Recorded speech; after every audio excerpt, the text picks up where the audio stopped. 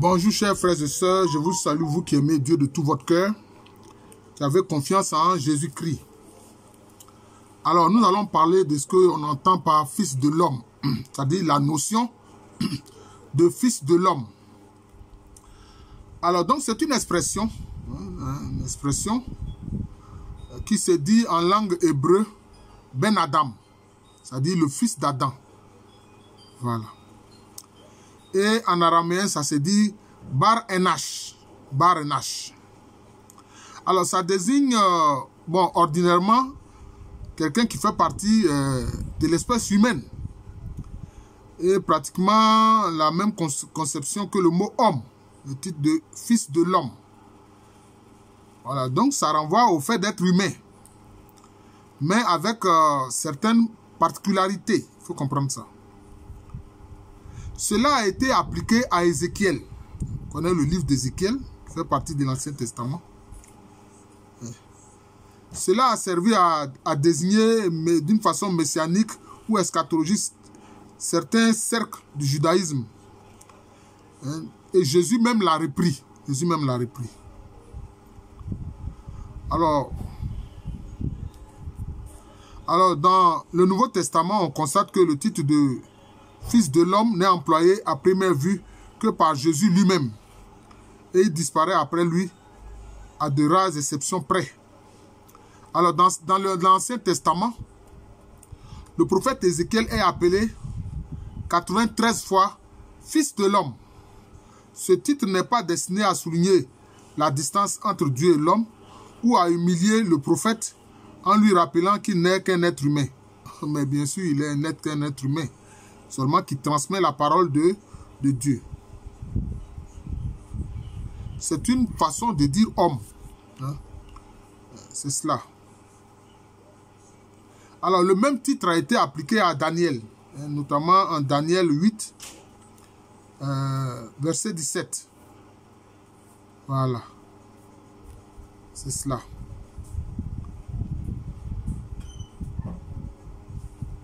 Bon.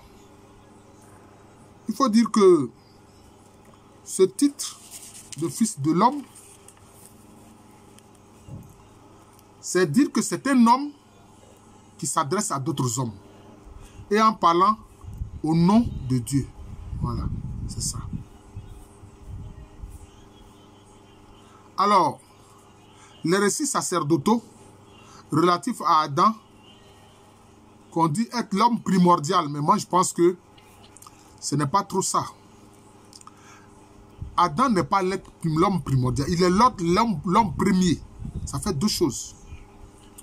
Pourquoi est-ce que je refute qu'il soit appelé l'homme primordial comme dans le document que je suis en train de regarder ici? Parce que lui, il a chuté. C'est l'Adam de la chute. C'est l'Adam de la chute. C'est ce qu'on appelle en hébreu l'Adam Arishon. Adam Arishon. Vous comprenez? L'Adam Arishon. C'est-à-dire l'Adam de la chute. Voilà. Parce que l'homme primordial, c'est l'homme tel que Dieu l'a perçu avant qu'il ne chute. Avant qu'il ne chute, ça veut dire quoi? Avant qu'il ne désobéisse et qu'il soit victime du péché. Vous voyez, victime du péché ou auteur du péché. Voilà, c'est comme ça.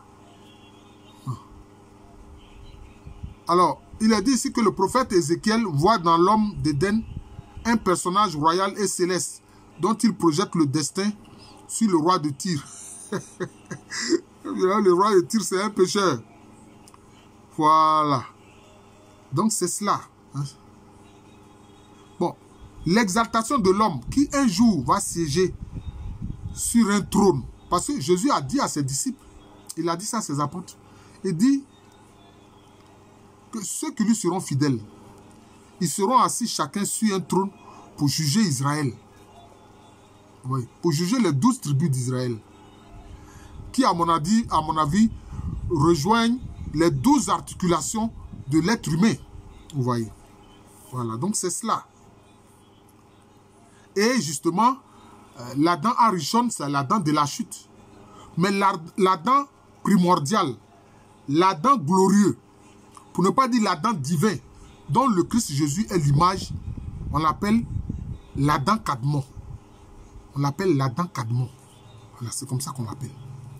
Alors, dans le Nouveau Testament, pour surmonter l'antinomie entre l'homme et le péché, et l'homme sauveur, voilà, vous voyez, l'homme qui a péché et puis l'homme sauveur. L'homme sauveur, c'est qui? C'est le Christ. L'homme rédempteur, c'est qui? C'est le Christ. Voilà. Et c'est pour ça qu'à juste titre, la doctrine juste de l'Église dit quoi? Jésus-Christ, vrai homme et vrai Dieu. Vrai homme, parce que lui, c'est l'homme qui ne pêche pas. C'est l'homme primordial. C'est l'homme fondamental. C'est l'homme sans péché. C'est cela. Voilà.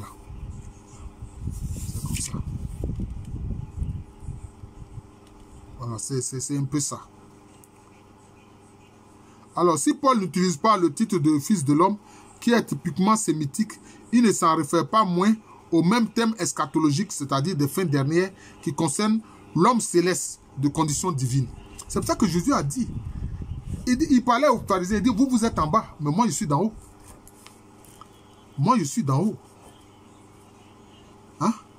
Et quand certains de ses disciples étaient étonnés, il a dit, mais écoutez, vous verrez les anges monter et descendre sur le Fils de l'homme. Voilà, vous verrez les anges monter et descendre sur le Fils de l'homme. C'est l'homme primordial, c'est l'homme céleste. Voilà.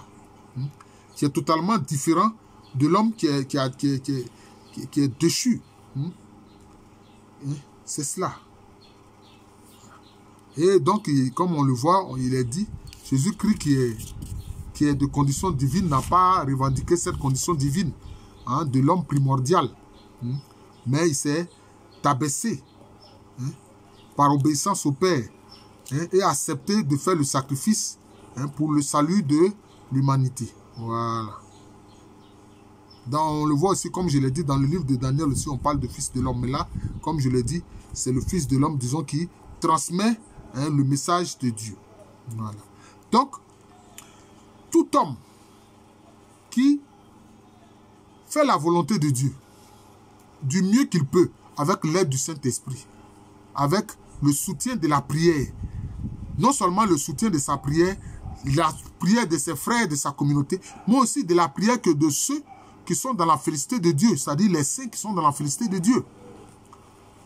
À commencer par la Vierge Marie à qui le Christ Jésus ne refuse rien. Et ceux-là, ce sont vraiment des fils de l'homme. Mais, ces fils de l'homme-là, qu'est-ce qu'il est dit? Ils seront semblables au fils de l'homme primordial, c'est-à-dire le Christ Jésus qui est Dieu. Ils seront semblables à lui. Pourquoi? Qu'est-ce qu'il est dit? Qu'est-ce que Jean dit? Il dit, nous verrons le Seigneur Jésus-Christ tel qu'il est et nous serons semblables à lui. Nous verrons le Christ Jésus tel qu'il est et nous serons semblables à lui.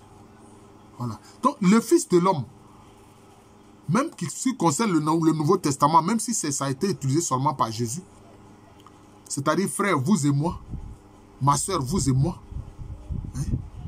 qui marchons dans les pas du Christ Jésus. Pour l'instant, la gloire de Jésus en nous n'est pas parfaitement exprimée. Ce n'est pas parfaitement exprimé. Cette gloire le sera quand nous allons quitter cette terre. Quand nous verrons le Christ Jésus tel qu'il est et que nous serons semblables à lui. Vous avez entendu? Semblables à lui. Nous serons comme des copies conformes de Jésus-Christ. Mais nous serons des hommes divinisés. Mais comment? Mais par délégation. C'est par délégation. C'est le Christ Jésus qui nous confère cette divinité-là. C'est comme ça. Nous serons semblables à lui. Vous voyez? C'est pour ça que vous voyez le Christ Jésus dans les images du Sacré-Cœur. On le représente avec une auréole autour de la tête. Mais c'est de la même façon qu'on représente tous les saints. C'est comme ça, avec une auréole autour de la tête. C'est comme ça. Voilà. Donc, j'ai voulu vous parler du Fils de l'homme. C'est important. Donc, vous et moi, vous êtes fils de l'homme. Voilà. Vous êtes fils de l'homme. Mais, nous allons participer à la gloire du Christ Jésus. C'est pour ça que Paul a dit quoi? Christ en nous, l'espérance de la gloire. Mais de quelle gloire il s'agit? Il s'agit de la gloire divine. Christ en nous, l'espérance de la gloire. Voilà, c'est ça. Fils de l'homme, je te salue. Voilà. Ce n'est pas une question de sexe, hein. Parce que Christ a dit, il dit dans le plan divin là-bas, là. Voilà. Il n'y a pas homme, il n'y a pas femme. Voilà. Nous sommes comme des anges. Paul a repris ça et dit, en Christ, il n'y a ni homme, ni femme, ni esclave, ni homme libre, etc. Voilà. Mais nous sommes tous un en Christ.